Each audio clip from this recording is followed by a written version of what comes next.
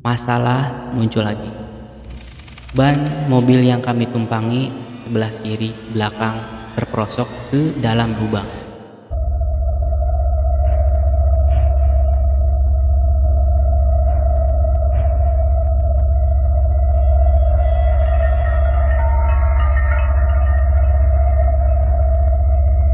Halo sobat semua, ketemu lagi dengan gue Arif Nurullah. Jadi video kali ini gue mau sharing sama kalian semua tentang pengalaman yang pernah gue alami. Jadi pengalaman ini terjadi ketika gue masih duduk di bangku SMK. Pengalaman apa itu? Ya saksikan aja atau tonton aja sampai selesai. Gue nggak mau berlama-lama, langsung kita ke ceritanya. Tepat di tahun 2012, gue sama teman-teman sekolah telah menyelesaikan UN atau ujian nasional. Jadi itulah hari-hari terakhir gue mengenyam pendidikan di SMK. 1 bulan sebelum UN, gue bikin planning sama teman-teman buat nanti kalau kita selesai UN, tok selesai banget, kita langsung pergi hiking. Singkat cerita, terkumpullah 13 orang yang ikut atau yang mau ikut serta bersama kami. Lalu hari H pun tiba. Kami berjanjian di stasiun di kota C, sedangkan kota yang kami tuju itu kota B. Satu persatu dari kami berdatangan. Kereta yang kami tumpangi jadwalnya di jam 10 pagi dengan kelas ekonomi. Saat menaiki kereta, dan alangkah senangnya hari itu karena tidak ada satu orang pun dari kami yang membatalkan untuk ikut serta. Jadi 13 orang itu ikut semua. Suara klakson kereta pun berbunyi, menandakan bahwa kita udah waktunya berangkat ke tempat atau tujuan yang kami sudah persiapkan selama 1 bulan belakangan. Setelah kereta berangkat, gue pikir disinilah petualangan gue dimulai.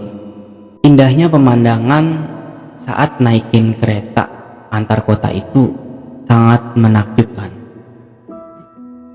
Karena di saat kita naik kereta itu pemandangannya keren banget, banyak sawah, bukit-bukit.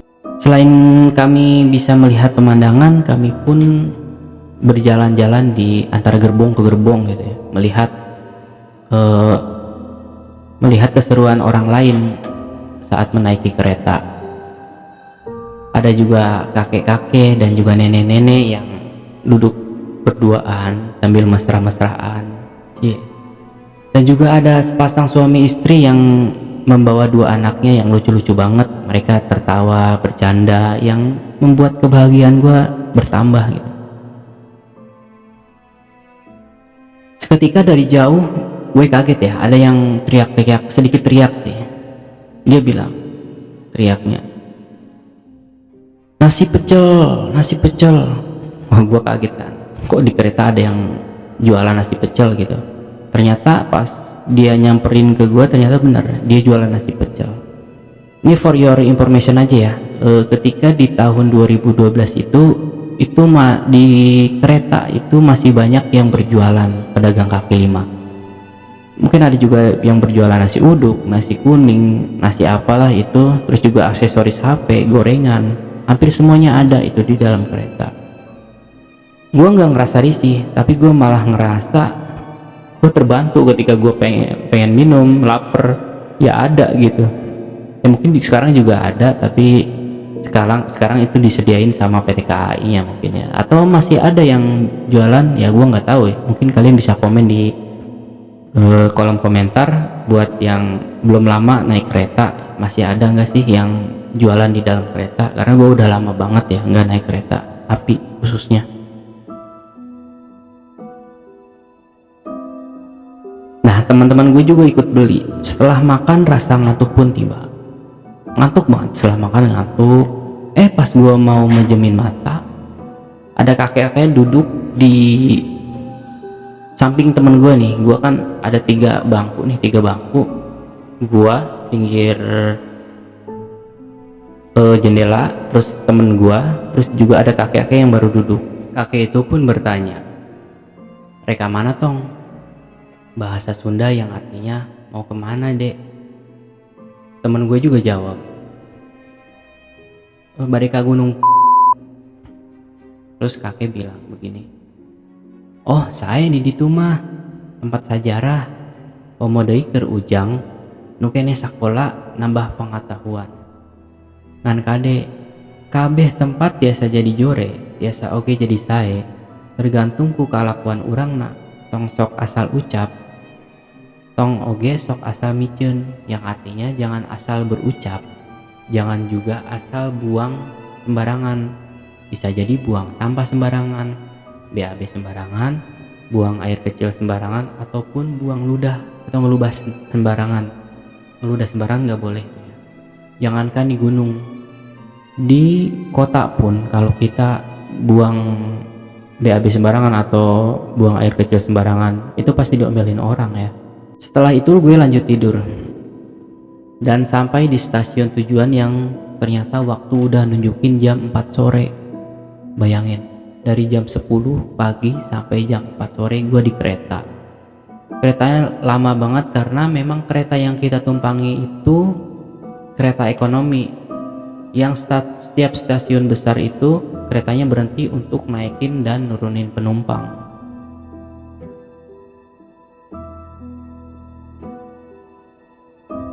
Setelah turun dari kereta, kami bertemu saudara salah satu teman kami. Jadi sebelum kami berangkat itu, kami tanya-tanya dulu ke saudara teman kami itu apa sih yang harus kita bawa dan nanti kita naik apa aja di sana gitu. Tetapi dia nggak ikut karena dia cewek dan kita ber-13 ini cowok semua. Ada temen gua salah satunya nyeletuk, panggil aja si Panjul ya, dia nyeletuk, "Ya padahal asik nih kalau ada ceweknya." Temen gue yang satunya lagi nyeletuk lagi, ngejawab, si panggil aja Joni ya, "Slow, di sana juga banyak cewek, lu tinggal pilih." Si Panjul tanya lagi, "Cewek siapa?"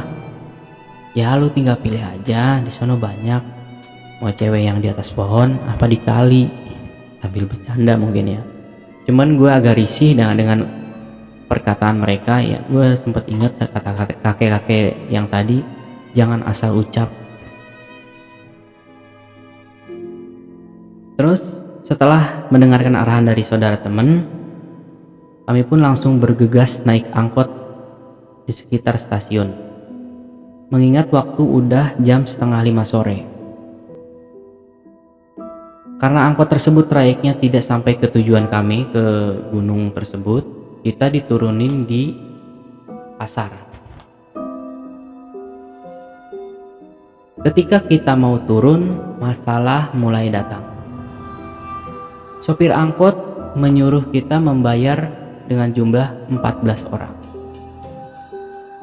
Padahal sedari kita berangkat dari kota yang kami tinggalin, itu kita hanya 13 orang, dan dari kita naik di stasiun itu pun hanya 13 orang, mungkin 14 sama sopir tersebut. Dan juga kami jelasin sama sopir tersebut bahwa kita hanya 13 orang dan enggak lebih. Tetapi si sopir itu tetap kekeh, katanya dia udah hitung sampai 2 kali dan jumlah kita semuanya 14. Kita pun kaget dong. Dan kita agak sedikit emosi. Toh memang kita 13, tapi kenapa dia ngomongnya 14? Debat pun mulai sengit dan akhirnya kita juga yang menang ya, karena memang kita 13 orang. Entahlah si sopir itu entah dia salah hitung atau memang dia benar ngitungnya atau memang dia hanya mengada-ngada. Menurut kalian gimana sih guys? Coba deh kalian komen. Waktu menunjukkan jam 5.20 sore. Kami menyewa mobil bak yang sudah ada kursinya dan juga sudah ada atapnya. Mungkin mobil tersebut memang dikhususkan buat naik ke atas ya, ke gunung yang kami tuju. Saat perjalanan kami melihat perbukitan yang sangat indah pemandangan dan juga hijaunya tanaman pepohonan dan tanaman sayur-sayuran yang hijau banget. Pokoknya pemandangannya bagus banget. Seiring berjalannya waktu, langit pun mulai gelap. Seketika semuanya terasa lebih hening.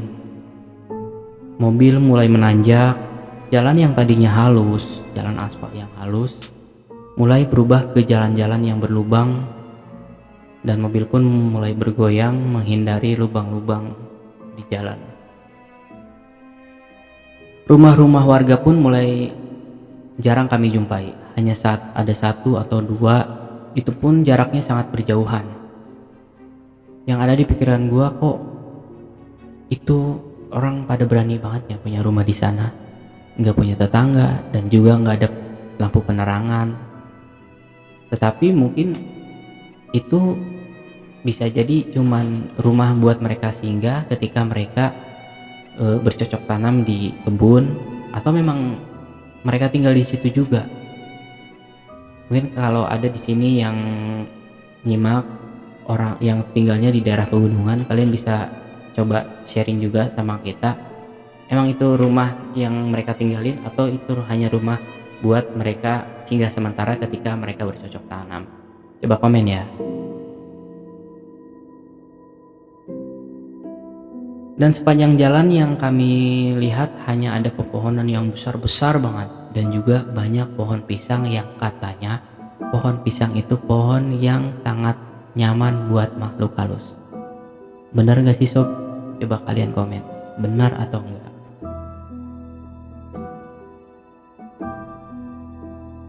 Di tengah perasaan yang sedikit tegang, masalah muncul lagi.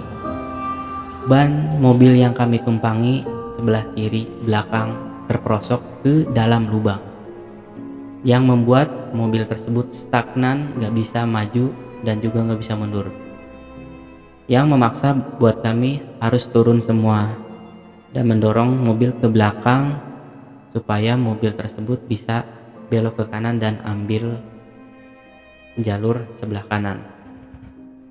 Di situ gue sempat berpikir bahwa mungkin gak ya si sopir ninggalin kita di sini dan tiba-tiba dia nggak ada, ngilang gitu aja. Tetapi ternyata enggak, itu hanya perasaan gue yang karena keseringan nonton film horor ya, yang tiba-tiba sopirnya hilang gitu. Makanya gue terus perhatiin sopirnya terus. Lalu mobil pun bisa kembali maju, kami pun melanjutkan perjalanan, dan di sebuah tikungan kami melihat ada bangunan yang sangat besar, tetapi bangunan itu seperti terbengkalai dan sangat gelap. Mungkin tadinya itu sebuah villa ya, tapi udah bangkrut villanya. Ya menurut gue juga, siapa sih yang mau nyewa villa di sana ya? Yang tempatnya sepi banget, terus villanya gede banget, serem juga kali. Setelah 2 jam berlalu, kita pun sampai di pintu gerbang tempat dimana kita bakal ngecamp. Sayangnya video ini harus berakhir dulu di sini dan bakal gua lanjutin di part selanjutnya. Buat kalian yang nggak mau ketinggalan video selanjutnya, kalian jangan lupa klik tombol subscribe dan juga nyalain loncengnya agar kalian dapat notifikasi ketika gue upload video selanjutnya. Dan juga share sebanyak-banyaknya biar teman kalian juga ikut menyimak video yang gue share ini. Lalu klik tombol like agar video ini semakin banyak yang nonton. Terima kasih sudah menyaksikan, sudah sempat mengikuti video ini. Sampai jumpa.